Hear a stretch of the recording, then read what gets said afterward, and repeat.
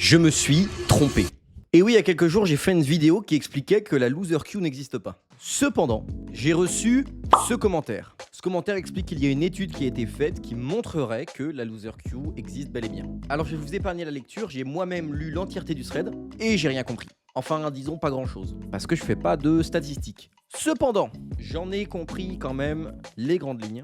Et cette étude montre qu'en effet, il y a une tendance à la loser queue, mais pas de la manière dont on pense. En effet, en reconstituant un algorithme, les gens qui ont fait cette étude ont pu démontrer que le MMR des games était systématiquement ou quasiment équilibré.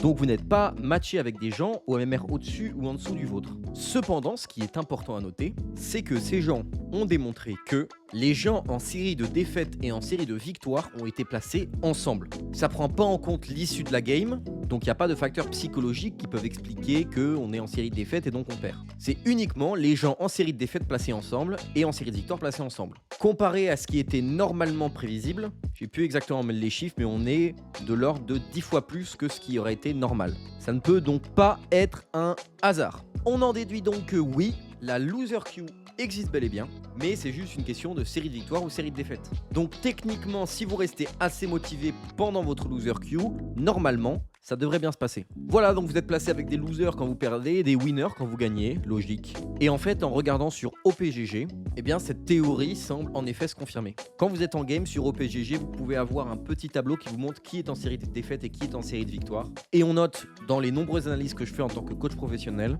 que, en effet, les gens en série de défaites ont tendance à être placés ensemble et les gens en série de victoires ont tendance à être placés ensemble. Donc, mea culpa, la loser queue existe bel et bien, mais c'est pas une question de MMR. Allez, si tu veux en apprendre plus sur League of Legends, je t'invite à t'abonner à ma chaîne, je te donne des conseils macro tous les jours. Moi, c'est Spray, je suis coach professionnel sur League of Legends et fondateur de l'académie Legends Path.